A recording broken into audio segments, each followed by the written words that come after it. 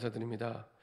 우리의 생각이 하나님의 생각으로 주의 언약을 붙잡고 하나님의 뜻을 붙잡고 하나님의 음성을 들으며 하나님의 마음을 담고 이 시대를 살리는 아버지 하나님, 남은 자 렘넌트의 새로운 시작이 되게 하여 주시옵소서. 그래서 아버지 하나님, 주의 언약을 붙잡고 정말로 우리 모든 삶이 기도 속에서 움직여지고 기도 속에서 세워지고 기도 속에서 인도받게 하시고 그 속에서 우리에게 약속하신 전도자의 여정을 걸어가게 하시고 우리 후대가 전도 제자로 세워질 수 있도록 축복하여 주옵소서. 이 하나님이 가장 기뻐하시는 남은 자 렘넌트 운동이 우리의 삶과 우리 후대에게 새롭게 시작되게 하여 주옵소서. 우리의 생각 마음을 혼미케 하여 이 시대를 바라보며 영적으로 잠자게 만드는 모든 불신앙과 흑암이 권세 있는 주 예수 그리스도의 능력의 이름으로 완전히 결박받고 떠나가게 하시고 시대를 바라보며 다윗이 품었던 그 마음대로 하나님을 모욕하는 시대 현장 속에 영적으로 깨어나게 하시고 하나님의 뜻을 붙잡고 세상 사이는 전도운동이 시작이 될 수 있도록 주님이 축복하여 주옵소서. 감사드리며 주 예수 그리스도의 이름으로 기도합니다. 아멘. 우리 좌우에 계신 분과 인사하겠습니다. 예수님은 그리스도이십니다. 우리 한 번 더 인사드리겠습니다. 그리스도께서 모든 문제를 완전히 끝내셨습니다. 우리 한 번 더 인사드리겠습니다. 위기의 시대입니다. 정말로 위기의 시대로 느껴지십니까? 예, 아무도 아멘을 안 하시지만 위기의 시대는 맞는 것 같습니다. 많은 분들이 정치의 위기, 끊임없이 싸우고 있으니까 제가 볼 때는 그 어느 때보다 많이 싸우는 것 같아요. 그리고 경제의 위기. 그래서 정말로 많은 가게들이 이렇게 보면은 진짜 옛날과 다르게 상점이 닫힌, 정말 여기는 장사가 잘 될 것 같은데 상점이 닫혀 있는 가게들이 심심찮게 보여집니다. 정말 이게 피부에 와닿게 경제가 많이 위기구나. 이게 느껴질 만큼 위기인 건 맞습니다. 이미 코로나 3년 동안 너무 많이 누적돼 있고요. 뿐만 아니라 지금도 여전히 지금 우크라이나 전쟁하고 있죠. 여전히 이스라엘 전쟁하고 있고요. 그러니까 요새는 이게 글로벌 시대이기 때문에 전쟁하는 나라만 어려워지는 게 아니라 모든 것이 맞물려서 어려워지게 됩니다. 아시는 것처럼 우크라이나 전쟁으로 말미암아 가장 심각한 게 밀가루 값이 폭등했잖아요. 사실은 그래서 아프리카의 많은 사람들이 이 우크라이나의 싼 밀가루 때문에 연명하고 있는데 그것을 못 먹어서 너무 많은 아프리카의 사람들이 원래도 많이 죽었지만 훨씬 더 많이 죽고 있습니다. 중국 같은 경우도 밀은 우크라이나에서 수입을 해서 먹는데요. 그 정도로 우크라이나는 밀의 곡창지대입니다. 근데 이게 도미노 현상처럼 전 세계의 많은 경제들을 어렵게 하죠. 그러니까 밀가루 값이 오르면 밀가루와 관련된 모든 것들이 다 오르고요. 그게 오르면 당연히 물가는 전체적으로 다 같이 오르게 됩니다. 그러니까 당연히 이게 오래됐잖아요. 그래서 정치의 위기이기도 하고 사실은 경제의 위기이기도 합니다. 근데 더 중요한 근본적인 위기는 사실은 교회의 위기입니다. 교회의 위기. 그래서 교회의 위기가 왔기 때문에 사실은 정치에도 위기가 오는 거고요. 교회의 위기가 왔기 때문에 경제도 위기가 오는 겁니다. 그렇죠?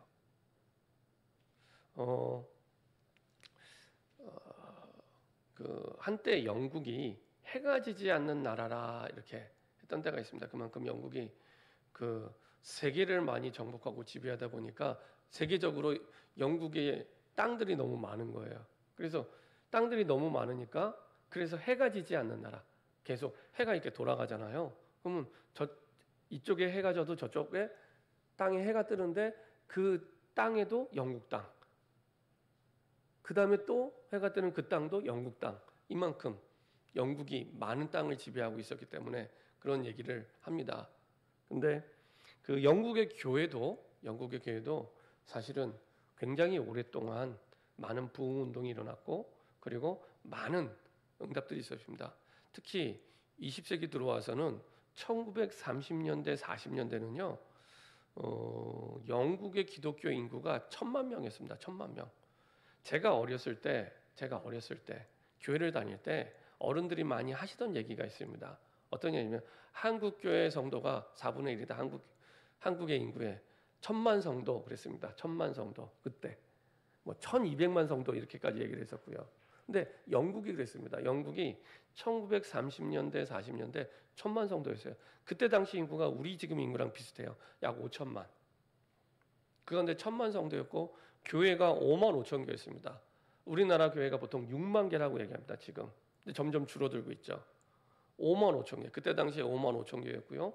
목회자만 4만 5천 명, 5만 명이었습니다. 굉장히 이제 많이 이 영국 교회가 왕성한 때였죠. 근데 이게 시간이 흘러가면서 점점 줄어들어요. 점점. 그래서 100만 명씩, 150만 명씩 계속 성도수가 줄어들기 시작합니다. 이게 1900년대 들어와서는 1990년대 들어와서는 12%까지 이제 떨어지게 됩니다. 그리고 2005년도가 되면은 6%, 2022년도 통계가 되니까 3%. 그러니까 영국 사람의 100명 중에 3명만 교회를 나가요. 교회를 나가는 사람. 영접한 사람이 아니고 교회를 나가는 사람이 3명. 100명 중에 3명. 그러면 그 가운데 이 3명이 다 젊은이고 어린아이였으면 좋겠지만 그렇지 않습니다. 10대에서 20대 인구는 1,000명 중에 3명입니다. 0.3%예요. 인구에. 이게 2022년 통계입니다. 10대에서 20대는 1,000명 중에 3명이에요. 근데 이게 지금 한국교회 현실로 계속 나오고 있습니다. 이미 한국교회 반 이상이 주일학교가 없어요. 숫자가 적은 게 아니라 없어요. 그리고 지금도 계속 이제는 주일학교가 없어지는 게 아니라 교회가 없어지고 있습니다. 그렇죠?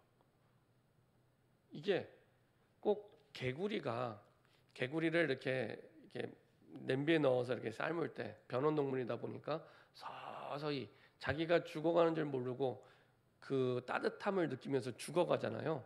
그런 것처럼 교회가 죽어가고 있는데 사람들이 느끼지를 못해요. 어느 날 갑자기 큰 문제가 터져서 뚜껑을 열어볼 때 아차 이렇게 되는 겁니다.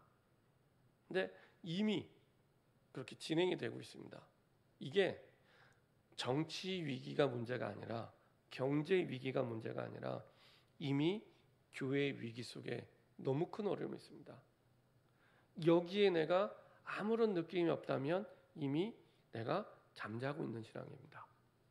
이미 잠자고 있는 신앙입니다. 그러니까 믿음이 없다 그게 아니라 잠자고 있는 신앙입니다. 그래서 지난주에 렘넌트 리더스를 갔다가 오고 그다음에 이번 주에 렘넌트 대회가 있는데 하나님이 왜 이 렘넌트 리더 수련을 허락하고 렘넌트 대회를 매년 허락을 하실까? 이번에도 60개국 이상에서 해외에서 몇백 명이 왔어요. 이번에 보니까 바누아투에서도 그 소가중학교 학생들이 몇십 명이 왔더라고요. 그 먼 저기 바누아투 나라에서 왔어요. 이 사람들은 올 때 1년을 준비해서 옵니다. 렘넌트 대회를. 그냥 어떻게 갑자기 올 수 없잖아요. 1년을 준비해서 딱 이때를 맞춰서 오게 됩니다. 하나님이 왜 이렇게 하실까? 이게 사람이 한다고 되는 일이 아니잖아요. 15,000명, 2만 명이 함께 모여서 집회를 하는데 하나님 왜 이런 것들을 허락하실까라고 했을 때 진짜 이 시대의 위기를 두고 하나님은 우리도 남은 자니까요. 우리와 우리 후대가 영적으로 깨어나기를 원하시는구나. 영적으로 깨어나기 원하시는구나. 그래서 정말로 우리에게 주신 그 복음이 나에게 멈춰져 있는 게 아니라 그 복음의 강물이 나를 통해 내 현장과 내 삶과 모든 만남 속에 흘러들어가길 원하시구나.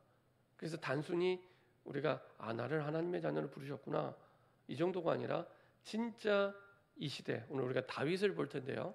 다윗처럼 시대를 살리는 남은 자로 나를 부르셨고 이걸 통해 그 남은 자를 통해 시대를 살리는 무브먼트가 일어나기를 하나님이 원하시는구나. 너무 많은 사람들이 한 번만 들으면 살아날 수 있는 복음을 듣지 못하고 죽어가고 무너져가고 망하고 있기 때문에 저는 정말 늘 이 싸우는 정치인들이 복음 좀 알았으면 좋겠어요. 복음 좀 믿었으면 좋겠어요. 뭐 사람 바뀐다고 저는 크게 달라질 거라 생각하지 않습니다. 복음이 없으면. 경제도 마찬가지입니다. 우크라이나랑 이스라엘 전쟁 안 하면 다른 나라 또 전쟁 안 할까요? 우리나라는 전 세계 많은 그 전문가들이 얘기하는 전쟁 위험도가 굉장히 높은 나라입니다. 전 세계 그 군사력으로 1등부터 5등까지에 있는 나라들 가운데 세 나라, 네 나라가 다 이 주변에 있어요. 군사력으로. 뭐 러시아, 뭐 우리나라도 굉장히 군사력이 강한 나라입니다. 6인가 그래요. 6위 군사력이. 중국, 일본 이런 나라들이요. 군사력이 세계적으로 강한 나라들입니다. 거기에 이제 미국까지 합세해서. 그러니까 전쟁이 안 일어나는 게 너무나 이상한 상황이에요. 제가 볼 때는 하나님이 맡고 계신 거예요. 네. 그런 상황 가운데 우리가 아무 느낌이 없다. 이거는 잠자고 있는 거예요. 내가 잠자고 있는 거예요. 내 문제만 생각하고 있다? 잠자고 있는 거예요. 그래서 정말로 이 시대를 두고 하나님은 나에게 원하시는 게 무엇일까? 지난주에 우리 창립기념 주일이었는데 우리 교회가 32년이 됐는데 32년 동안 하나님이 지금까지 인도해 주셨고 앞으로 가야 될, 저는 우리 교회가 주님이 재림하시는 그날까지 이어지도록 기도하고 있습니다. 그렇죠? 그게 하나님이 원하시는 방향이고요. 그렇다면 하나님이 주님이 재림하시는 그날까지 우리 교회가 존재해야 될 이유와 목적이 어디에 있느냐? 사실은 하나님이 원하시는 복음 운동을 할 때, 렘넌트 운동을 할 때 이것이 하나님이 이 땅에 우리 교회가 있어야 될 이유가 되는 것입니다. 그래서 그 시작은 우리의 생각을 바꾸는 데서 시작이 됩니다. 생각이 바뀌지 않으면 내 삶도 바뀌지 않고 우리의 미래도 바뀌지 않습니다. 빨리 생각이 바뀌어야 됩니다. 어떻게 해요? 인생 모든 문제의 답 그리스도구나. 성경 속의 모든 중요한 사람들이 한결같이 고백했던 가장 중요한 고백, 우리 인생 모든 문제의 답은 그리스도구나. 이 답이 내려져야 하나님이 내게 주시는 정확한 사명을 붙잡게 됩니다. 저는 지난주에 대학 청년부 예배 때도 그런 말씀을 드렸지만 우리 많은 어른들뿐만 아니라 이 시대 청년들, 대학생들이 가장 필요한 게 뭔가? 대기업, 많은 연봉, 뭐 좋은 학벌, 스펙, 정말 이게 하나님이 원하시는 건가?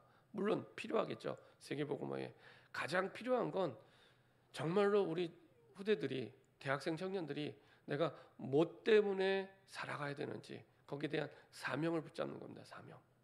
이게 없으니까 계속 방황하는 거예요. 이거 할까? 저거 할까? 직장에 들어갔다가 나왔다가 대학에 들어갔다가 나왔다가 들어가도 계속 시달리고 방황하고 그 너머의 것을 볼 수가 없어요. 그 너머의 것. 나중에 다윗을 볼 때 말씀드리겠지만 그 너머의 것. 근데 눈에 보이는 대로만 다 판단하고 결정해요. 눈에 보이는 대로만. 세상은 그게 아닌데. 그래서 하나님이 주시는 정확한 사명이 있는데, 그래서 우리 대학생 청년들, 렘넌트들은 지금까지 살아온 날들보다 앞으로 살아갈 많은 날들이 남아있는데 왜 사는지 이유가 없어요. 왜 사는지 이유가 없어요. 제가 대학생 때, 지금도 그런 대학생인지 모르겠지만 신학대학인데도 데모하는 그 신학생들이 있어요. 데모. 이 친구들은요 감옥에 가는 걸 두려워하지 않습니다. 영광스럽게 생각을 해요. 내게 주신 이 이데올로기와 이념 때문에 감옥에 간다? 영광스럽게 생각해요. 좋다는 거예요. 감옥에 가도 좋고 내 인생에 빨간 줄이 걷도 좋대요. 이 친구들은 복음은 없는데 무엇을 자기 생명을 던져야 될지 사명이 분명했어요. 사명이 분명했어요. 근데 그런 사명도 없어요. 이제 그런 사명도 없어요. 그냥 잘 사는 거, 많은 연봉, 좋은 학벌, 스펙, 이거밖에 없어요. 철저한 개인주의 속에서 그거밖에 안 남아있어요. 근데 그게 진짜 행복이냐? 그것도 아니에요. 다 각자에게는 외로움 속에 있어요. 외로움 속에. 다 외로워해요. 더더군다나 인구가 줄어드니까 다 외로워서. 그래서 강아지 키우는 거예요. 그래서 강아지 키우는 거예요. 드디어 작년에 유모차보다 개모차가 더 많이 팔렸다 그러잖아요. 유모차보다 개모차가 더 많이 팔렸대요. 드디어. 그래서 제가 사는 동네에도 이렇게 내려가다 보면 능평리에 옛날에는 원화 모집 이게 붙어 있었는데 뭐 그게 붙어 있더라고요. 요새도 그 강아지 유치원 있잖아요. 강아지 유치원. 저희 집에도 저희 동네도 강아지 유치원 차가 돌아다닙니다. 개를 태우기 위해서. 그래갖고 견생 모집 이렇게 견생 모집. 원화 모집이 아니라 견생 모집 이렇게 붙어 있어요. 외로우니까. 외로우니까 강아지를 키우면서 그 마음을 달래요. 그래서 야, 그렇구나. 하나님이 주신 정확한 사명이 있어야 됩니다. 그게 없으면 계속 우리는 현실에 쫓겨 살아야 돼요. 좋은 말이 쫓겨 사는 거고요. 노예로 살아가게 됩니다. 이스라엘 백성이 애굽에 노예로 살았던 거죠. 거기 매이는 거예요. 모든 게 내 스케줄, 내 경제, 내 시간 다 거기에 매이는 겁니다. 하나님의 뜻을 위해 할 수 있는 게 아무것도 없어요. 생각을 바꾸라. 한나가 생각을 바꿨을 때, 그렇죠? 자기 아들이 아니라 국가와 나라와 미래를 살리는 사무엘의 응답을 받습니다. 하나님의 숨은 계획이 성취되죠. 한나가 망하지 않았잖아요. 그렇죠? 우리는 내가 잡고 있는 줄을 놓치면 꼭 망한다고 생각해요. 그렇지 않습니다. 더 중요한 응답을 받게 되죠. 하나님의 음성을 듣고 사무엘이 한 시대 가장 큰 대적이었던 블레셋을 이기는 하나님의 말씀의 대언자로 미스바 운동을 일으켜서 나라를 살리게 되죠. 사무엘에 사는 동안에 전쟁이 그쳤더라. 하나님의 마음으로 바뀌어야 우리의 행동이 바뀌고 미래가 바뀝니다. 그렇죠? 이새가 다윗을 그렇게 키웠어요. 어떻게 해요? 하나님의 마음에 합한 자. 그렇죠?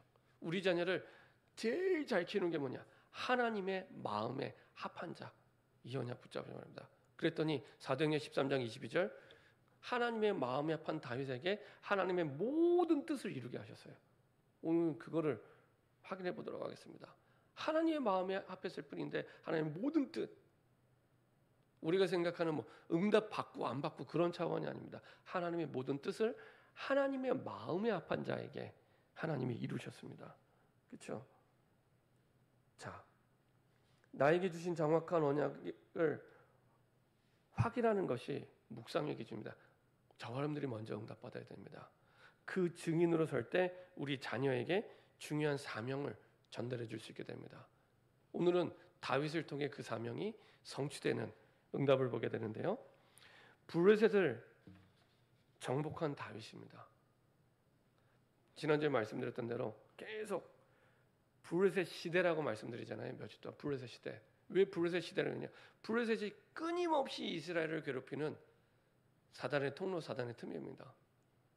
개인에게도 있을 수 있고 우리 가정에도 있으면 끊임없이 오랫동안 우리의 삶을 괴롭히는 문제 있죠.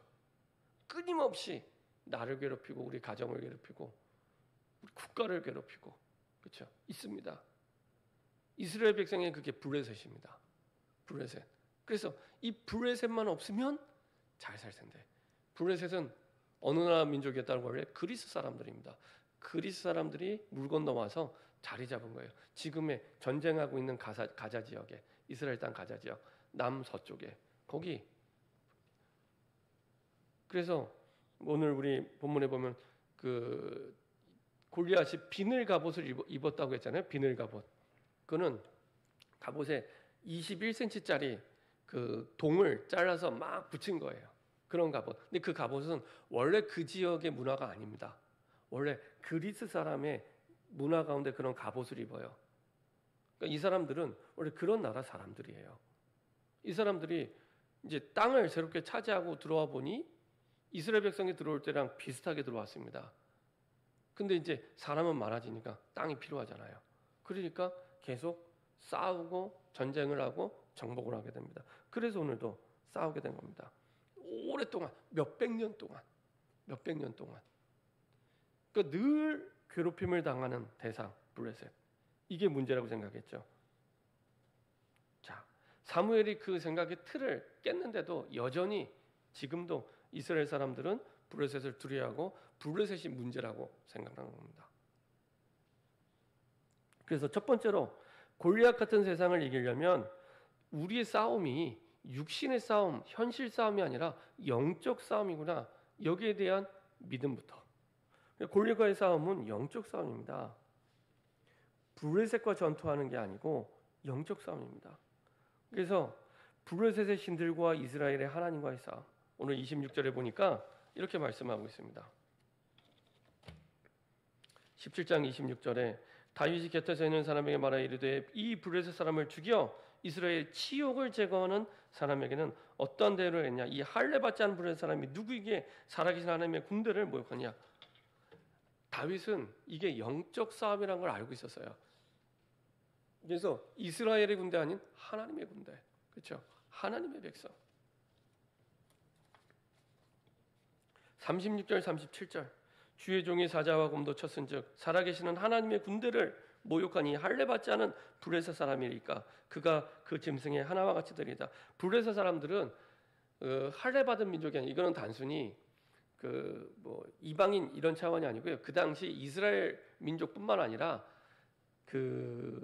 이스라엘 사람들이 살던 그 지역에 사는 사람들은 비슷한 관습이 있었어요. 이스라엘 백성이 아니더라도 할례를 행했습니다. 근데 이 블레셋 사람들은 그리스 사람들이기 때문에 그리스 사람들은 할례를 안 해요. 그러니까 이 사람들이 당연히 이방인이요. 그리고 어떤 나라 사람인지를 알고 있었죠.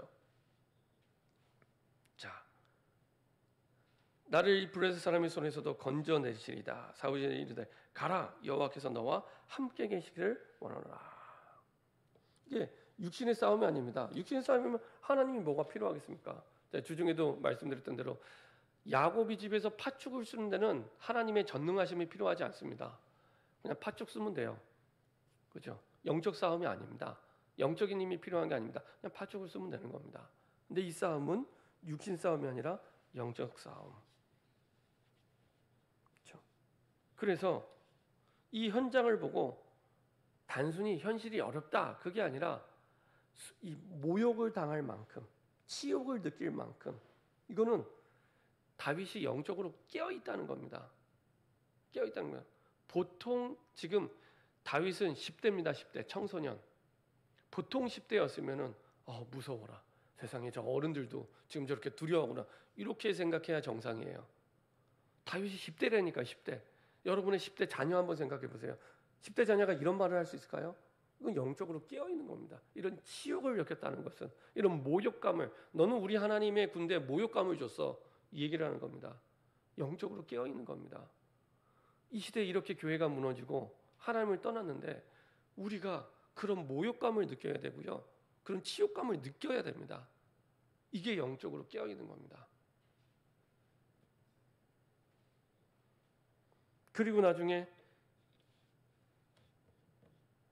다윗의 고백대로 여호와께서 나를 사자의 발톱과 곰의 발톱에서 건져내셨은즉 내가 사자나 곰하고 잘 싸웠다는 얘기하는 게 아니라 분명히 잘 싸웠어요. 그렇죠? 그 입에서 새끼 양을 꺼냈으니까 그것도 청소년 때 보통 잘 싸운 게 아니죠. 그렇죠? 어마어마하게 잘 싸운 거죠. 근데 그게 내가 한 게 아니라 여호와께서 영적 싸움이라는 얘기입니다. 영적 싸움. 우린 자꾸 내가 하잖아요. 내가. 그렇죠? 영적 싸움입니다. 영적 싸움이기 때문에 육신의 노력으로는 죽었다 깨어나도 이길 수 없습니다. 반대로 영적 싸움이기 때문에 하나님이 싸우면 100번 싸우면 100번 다 이깁니다. 그래서 다윗과 골리앗의 진짜 내용을 모르는 사람은 보통 세상에서 비유할 때 어마어마하게 대단한 권력과 약한 사람과 다윗과 골리앗의 싸움이다 이렇게 얘기하잖아요. 이거는 다윗과 골리앗의 본질을 모르는 얘기입니다. 다윗과 골리앗이요 100번 싸우면 100번 다 다윗이 이깁니다. 100번 싸우면 100번 다 다윗이 이깁니다. 왜냐? 영적 싸움이기 때문에. 영적 싸움이기 때문에 하나님과 싸우는 거예요. 하나님과. 그 이방 이 블레셋 사람들이 섬기는 그 신. 블레셋 사람들도 원래 가나안 땅의 신을 안 섬겼는데 빨리 이 사람들이 동화된 겁니다. 가나안 땅을 섬기게 되고 그 가나안에 있어서 섬기고 있는데 그 가나안의 우상과의 싸움입니다. 그러니까 죽었다 깨어나도 육신적으로는 이길 수 없습니다. 하지만 영적 싸움인 걸 알고 싸우면 백전백승. 그렇죠? 영적 싸움이기 때문에 내가 싸우는 게 아니라 하나님이 싸우는 거기 때문에 이것을 잘 아시는 하나님께서 한 사람 다윗을 세우시죠. 그 당시에 나라의 전쟁의 그 문화가 그런 문화였답니다. 전쟁의 문화가 나라가 나라가 싸울 때 대표자가 한 사람 나와서 이기면 거기에 종이 되고 다윗의 말처럼 그리고 이 나라가 이기게 되는 거예요. 하나님은 이스라엘을 살리게 한 사람 다윗을 준비했죠. 언제부터요? 한나 때부터. 한나 때부터 하나님은 사무엘을 준비하시고 사무엘을 통해서 다윗을 준비하셔서 이렇게 이 시대를 살리시고 준비하시는 겁니다. 그렇죠? 그 흐름을 잘 보세요. 그 속에 저와 여러분들이 있고 우리의 후대가 있습니다. 하나님이 한 사람 다윗을 세우시고 블레셋 신들과 블레셋을 대표하는 골리앗과 하나님과 이스라엘 대표하는 다윗을 딱 세우죠. 승리의 비밀이 어디 있습니까? 사무엘상 17장 45절 같이 한번 읽어보겠습니다. 같이 한 목소리 합동하겠습니다. 다윗이 블레셋 사람에게 이르되 너는 칼과 창과 단창으로 내게 나아오거니와 나는 만군의 여호와 이름 곧 내가 모욕하는 이스라엘 군대의 하나님의 이름으로 내게 나아가노라. 블레셋은 육신적인 싸움만 생각한 거죠. 그렇죠? 칼과 창과 단창 완전 무장을 했죠. 완전 무장. 나는 만군의 여호와 이름으로 내가 모욕하는 지금 다윗은 갑옷도 없고 칼도 없고 창도 없고 늘 다윗이 쓰던 물맷돌 하지만 그 물맷돌로 사자를 때려잡고 그렇죠. 곰을 때려잡았던 그 물맷돌 그거 가지고 있는 거거든요. 나는 만군의 여호와 이름 그래서 물맷돌도 상관없는 거예요. 이기는데 칼과 창이 아니더라도 세상을 이기는데 좋은 스펙 없어도 되고 있어도 돼요. 많은 능력 있어도 되고 없어도 돼요. 거기에 기준을 두는 게 아니라 영적 싸움. 여호와 이름. 그렇죠? 내가 모욕하는 이스라엘 군대에 하나님의 이름으로 내게 나아가노라. 그렇죠? 하나님의 이름으로. 하나님의 이름. 만군의 여호와 이름. 하나님의 이름. 하나님의 이름 어떻습니까? 예수의 이름. 임마누엘. 다 하나님의 이름입니다. 다 하나님의 이름입니다. 그렇죠? 우리는 예수 이름으로 이기는 겁니다. 내 능력으로 이기는 게 아닙니다. 우리는 임마누엘로 이기는 겁니다. 내가 공부해서 이기는 게 아니고 직장 가서 돈 벌어서 이기는 게 아닙니다. 예수의 이름으로 이기는 거고 임마누엘의 이름으로 이기는 겁니다. 그렇죠? 영적 싸움이기 때문에 이스라엘은 11절에 보니까 1절부터 3절에 보면 이미 두려워했어요. 그래서 보세요. 블레셋이 먼저 쳐들어왔잖아요. 쳐들어왔는데 어디에서 지금 진을 치고 있어요? 1절에 유다에 속한 소고에 모여 블레셋 땅이 아니라 이스라엘 땅에 이미 들어왔어요. 들어가서 진치고 있는 거예요. 그러니까 그만큼 블레셋은 자신 있는 상태였고 이스라엘 백성들은 자기 땅에 들어왔는데 두려워 떨고 있는.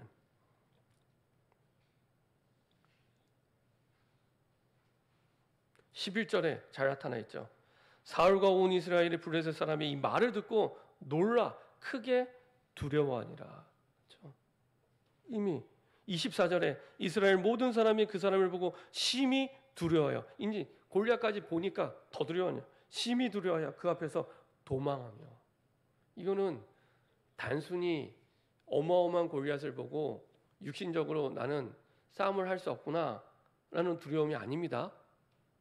이미 하나님에 대한 불신앙, 하나님을 믿지 않는 백성이 돼 있는 영적 상태예요. 그리고 사울 왕도 불신앙의 상태, 왕도 불신앙의 상태, 이스라엘 백성도 불신앙의 상태. 단순히 육신적인 두려움을 얘기한 게 아닙니다. 그 이전에 이미 불신앙의 상태예요. 영적 싸움인데 질 수밖에 없는 싸움이죠. 이거는 블레셋보다 훨씬 강한데 이 당시에 이 골리앗의 키가요 2.9m입니다. 2.9m. 그러면 최홍만이 2m 조금 넘잖아요. 최홍만보다 어깨만큼이 더 있는 거예요. 최홍만을 이렇게 밑에서 최홍만을 이렇게 내려다보는 키 크기입니다. 2.9m. 그죠? 창이 57kg. 갑옷이 57kg. 갑옷만 뭐 주원이가 없으니까 주원이를 메고 싸움에 나가는 거죠. 갑옷만. 주원이를 메고 나가서 싸우는 겁니다. 갑옷만. 갑옷이. 거기에다가 배틀 자료 같은 창. 방패는 아예 드는 사람이 따로 가는. 보는 이스라엘 백성이 얼마나 들어있으면 우리가 세상 볼 때 믿음이 없으면 그런 두려움 속에 빠져요. 돈이 없기 때문에, 능력이 없기 때문에 그런 두려움에 당연히 빠지게 됩니다. 너무 큰 어려움과 문제 때문에 오랫동안 블레셋처럼 해결되지 않는 그 문제 때문에 그런 두려움에 빠져요. 중요한 것은 육신 싸움이 아닙니다. 영적 싸움입니다. 만군의 여호와의 이름으로만 이길 수 있는, 하나님의 이름으로만 이길 수 있는, 그렇죠? 그래서 하나님은 다윗을 이 큰 사건을 통해서 이스라엘의 구원자로 삼으세요. 왜요? 오실 예수님의 모형이기 때문에, 오실 그리스도의 모델이기 때문에. 예수 그리스도가 누구를 통해 오세요? 다윗의 자손으로. 그래서 오실 구원자, 오실 그리스도의 모형으로 다윗을 세우십니다. 이스라엘 백성을 구원할 자가, 이스라엘 백성을 구원할 자가 사실은 누구를 통해 오실지. 그래서 하나님이 준비한 히든 카드가 다윗이에요. 이런 다윗은 어느 날 갑자기 준비된 게 아닙니다. 다윗은 어렸을 때 시편 22편 10절 한번 보도록 하겠습니다. 시편 22편 10절. 이새가요 보통 사람이 아닙니다. 이새가 보통 사람이 아닙니다. 시편 22편 10절입니다. 다윗의 시편이죠. 같이 한 목소리 합독하겠습니다. 내가 날 때부터 주께 맡긴 바 되었고 모태에서 나올 때부터 주는 나의 하나님이 되셨나이다. 다윗이 있을까요? 이새가 있을까요? 이새가 있죠. 다윗이 아기를 응애하고 태어났는데 자기가 어떻게 주님께 맡깁니까? 부모가, 이새가 맡겼다는 겁니다. 누구처럼요? 한나처럼. 한나처럼. 나실이라는 표현은 없지만 그렇게 맡겼다는 겁니다. 내 자녀지만 부모가 주인이 아니에요. 맡겼다는 겁니다. 나올 때부터 주는 나의 하나님이 되셨나이다. 완전히 맡긴 겁니다. 그렇죠? 그리고 시편 78편 70절 72절 다윗의 어린 시절, 청소년 시절 완전히 양의 우리에서 가장 어려운 환경인데 거기에서 목동으로 준비하게 하시죠. 중요한 것은 그때 이미 왕으로서 준비가 됩니다. 왕으로서 양의 우리에서 하나님이 왕을 선택하셨는데 양을 기르는 줄 알았는데 이스라엘을 기르는 거라고 그 언약이 오늘 성취된 겁니다. 그래서 다윗이 골리앗과 싸우러 나갈 때 네가 어떻게 골리앗을 이길 수 있겠느냐 사울이 얘기했을 때 너는 이길 수 없어라고 불신앙을 했을 때 다윗이 한 얘기는 내가 양을 지킬 때 곰도 때려잡고 사자도 때려잡았다고. 내가 한 게 아니라 만군의 여호와께서. 그렇죠? 그 확신과 믿음이 골리앗을 때려잡은 겁니다. 그렇죠? 골리앗을 이긴 겁니다. 그 준비가 갑자기 된 게 아니잖아요. 이때. 그래서 우리 아이들 때 너무 중요해요. 아이들 때 말씀을 암송하고 아이들 때 훈련을 시키고 아이들 때 이런 영적인 준비가 되는 게 너무너무 중요합니다. 그게 나중에 중요한 순간 골리앗 같은 세상을 이기는 힘이 되고 능력이 되는 겁니다. 그렇죠? 그래서 렘넌트 운동이 너무 중요한 거예요. 우리 후대가 보고만 해야 되는 게 너무 중요한 겁니다. 영성 속에서 지성을 준비합니다. 학원만 보는 게 아니라 영성 속에서, 영성과 지성도 아니에요. 영성 속에서 지성을 준비한 겁니다. 하나님의 뜻을 분별하는 지력, 그렇죠? 하나님의 뜻을 분별하는 지력을 이때 갖게 되는 겁니다. 그 뜻 때문에 하나님은 이유 있는 능력을 더해 주시는 겁니다. 그렇죠? 순서가 바뀌면 안 됩니다. 순서가 똑같아도 안 돼요. 영성 속에서 나오는 지성입니다. 그래야 하나님의 뜻을 분별하고 하나님의 뜻을 이루는 다윗이 되죠. 그것 때문에 우리가 하는 골리앗을 이길 수 있는 용맹함, 담대함, 용기, 능력, 사자도 때려잡고 곰도 때려잡는 그 모든 능력이 그것 때문에 따라오게 되는 겁니다. 그리고 청소년 때 성령의 기름 부음을 받죠. 사무엘을 통해. 그리고 23절. 자, 사무엘상 16장 23절 한번 보겠습니다. 자, 청소년 때입니다. 지금 청소년 때 이런 체험을 합니다. 같이 한 목소리 합독하겠습니다. 하나님께서 부르시는 악령이 사울에게 이를 때 다윗이 수금을 들고 와서 손으로 탄즉 사울이 상쾌하여 낫고 악령이 그에게서 떠나더라.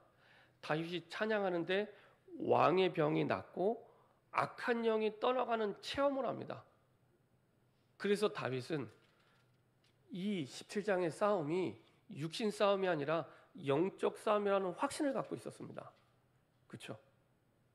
10대 때 이 체험을 하게 됩니다. 찬양하는데 악한 영이 떠나가는. 그렇기 때문에 이 싸움은 육신 싸움이 아니라 영적 싸움이구나. 육신적인 힘이 필요 없다는 내용이 아닙니다.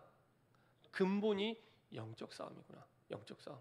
그래서 이스라엘 백성, 하나님의 백성이 모욕을 받을 때 치욕을 느끼게 된 겁니다. 그렇죠?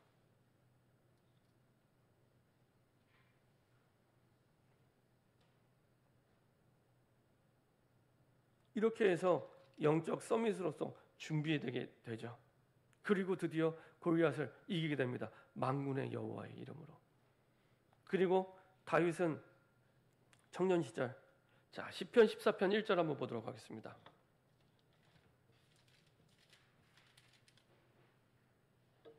다윗의 청년 시절입니다. 우리 청년들에게 가장 필요한 답.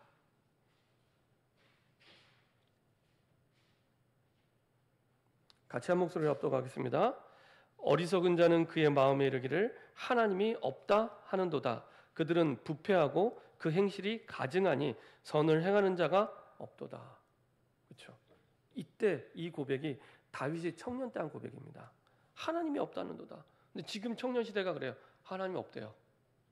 다 교회를 떠납니다. 하나님이 없다고 확신하니까.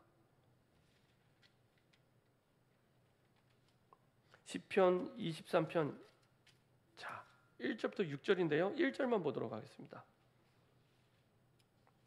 다윗의 청년 때입니다. 같이 한 목소리 합독하겠습니다. 여호와는 나의 목자시니 내게 부족함이 없으리로다. 그렇죠? 지금 완전 부족한 상황. 대학생 청년 때는 완전 다 부족해요. 경제 이력도 자립이 안 돼 있죠. 집도 없죠.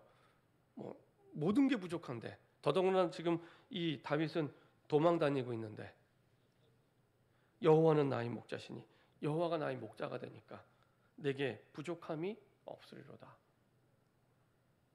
그렇죠? 하나님이 주인 돼서 성령 인도받는 다윗이었습니다. 그리고 다윗이 드디어 언약대로 왕이 되죠. 여러 가지 많은 응답을 받았지만 가장 중요한 세 가지 응답. 사무엘하 6장 1절 15절 언약궤를 옮깁니다.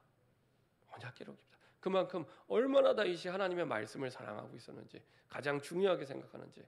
그렇죠? 누구에게 배웠어요? 사무엘. 언약궤 옆에 자던 사무엘에게. 그리고 다윗이 망대를 세웁니다. 나라의 망대를 세워요. 나라를 지키고 그리고 나라를 세우기 위해 다윗의 망대. 그리고 성전을 준비합니다. 얼마나 확실하게 준비했냐? 얼마나 확실하게 준비했냐? 성전에 쓸 모든 재료 싹 다 차고 넘칠 만큼, 더 이상 갖고 오지 말라고 할 만큼, 거기에다가 성전에서 일할 사람 직분까지 다 정해놨어요. 아직 성전 아무것도 없는데 세워질 성전에 너는 뭐를 맡고, 너는 뭐를 맡고, 너는 뭐를 맡고, 뭐를 맡고. 이게 얼마나 다윗이 성전 건축에 대한 진심인지. 그렇죠? 우리 교회도 성전 건축할 그날이 오겠죠. 필요합니다. 필요합니다. 세계복음을 두고 정말로 하나님이 원하시는 성전을 두고, 하나님이 원하시는 성전을 두고. 그렇죠? 저는 그 이집트에 갔을 때 여러 가지 많은 것들을 깨닫게 됐지만 그 중에 하나가 교회와 성전이 얼마나 중요한지.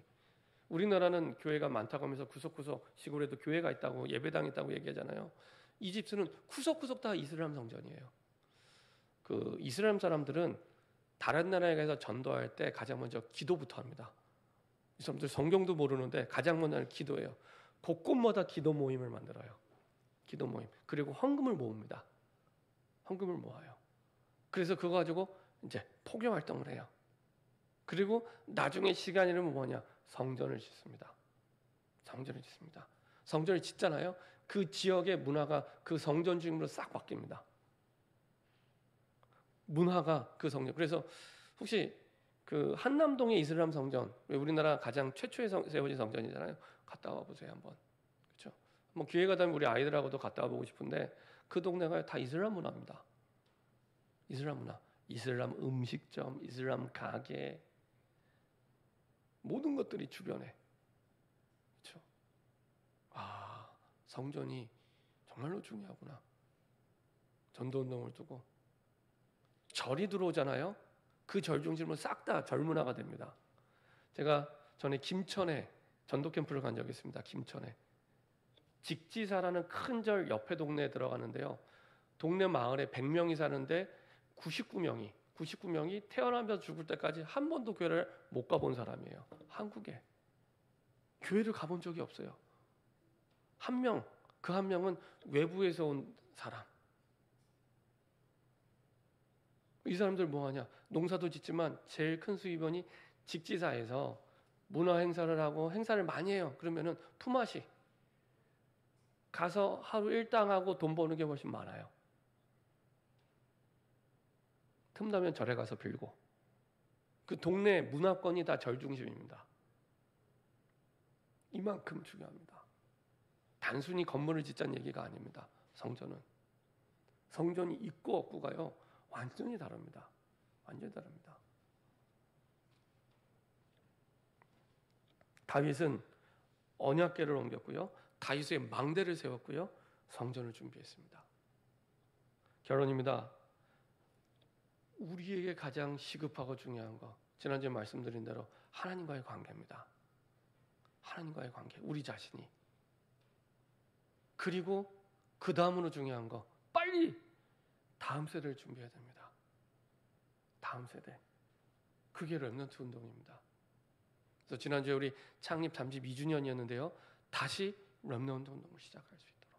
이번 렘넌트를 통해 다시 렘넌트의 언약을 붙잡고 다시 제2의 렘넌트 운동이 시작될 수 있도록. 이게 너무너무 지금 교회 미래가 없어요. 아시잖아요. 한국교회, 우리 교회뿐만 아니라 한국교회가. 제가 우리 교회 와서도 옛날 우리 교회 사진 많이 봤어요. 주일학교 많았던 사진, 여름장학교 때 교회 앞에서 이렇게 많이 찍었던 사진. 그 아이들 다 어디 갔습니까? 그 아이들 다 어디 갔습니까? 우리가요, 모욕감을 느끼고 치욕감을 느껴야 돼요. 이 어마어마한 복음을 가지고. 그렇죠? 그게 깨어있는 겁니다. 거기에 깨어 있어야 됩니다. 내 일이 안 되고 내가 문제 많다고 거기 깨어 있는 게 아니라 여기에. 이렇게 후대가 없는 거에 이걸 느끼지 못한다면, 그렇죠? 우리의 교회 미래도 없고 이 시대의 미래도 없는 겁니다. 이 시대 가장 시급하고 중요한 응답과 축복이 렘넌트 운동에 있고요. 이걸 위해서 가장 빨리 우리가 응답받고 후대에게 전해야 될 게 묵상 운동입니다. 하나님의 말씀을 묵상. 이때 우리가 바꿀 수 없는 생각이 바뀌고, 나를 힘들게 하는 사람이 생각이 안 바뀌어서 힘든 건 많잖아요. 마음이 힘든 적 많잖아요. 그거는 묵상으로만 올바르게 바뀝니다. 하나님의 말씀이 들어갈 때. 그렇죠? 근데 우리가 이걸 안 하고 있어요. 그리고 바뀌기만을 원해요. 아니요. 우리가 먼저 해야 됩니다. 우리가 먼저 하고 그 증인으로 설 때 바뀝니다. 항상 모든 응답은 나로부터 시작이 됩니다. 나로부터. 우리는 자꾸 이 사람 먼저 바뀌면 아니라니까요. 나로부터 내가 먼저 바뀌어야 돼요. 내가 이 묵상운동의 증인으로. 그러면 미리 본 자는 운명을 바꿀 수 있습니다. 운명 바꿀 수 있습니다. 그렇죠? 그래서 이 묵상운동이 되어질 때 기도 속에서 삶이 움직여지는 24의 응답이 됩니다. 기도 속에서 24시간 우리가 움직여지는 삶, 이게 24의 삶입니다. 그 속에서 우리의 능력을 넘어서는 25의 능력을 체험하는 전도자의 여정을 걸어가게 되고요. 그리고 영혼 속에 응답을 받는 전도자의 축복, 그게 이번 주제인 영원한 기업, 영원한 작품, 영원한 유산. 이것이 여기에서 시작이 됩니다. 여러분들이 진짜 골리앗처럼 두려워하고 힘들어하는 세상 속에서 이기는 길을 붙잡고 만군의 여호와 이름으로, 예수의 이름으로 승리하는 새로운 시작되기를 소원합니다. 기도하겠습니다. 주님 감사드립니다. 골리앗 같은 세상을 이기는 길을 우리에게 허락하여 주심을 감사드립니다. 이 언약을 붙잡고 다윗 같은 후대를 세울 수 있는 우리 모든 성도가 되게 하여 주옵소서. 다윗 같은 후대를 세우는 제2의 렘넌트 운동이 새롭게 시작되게 하여 주옵소서. 감사드리며 주 예수 그리스도 이름으로 기도합니다. 아멘.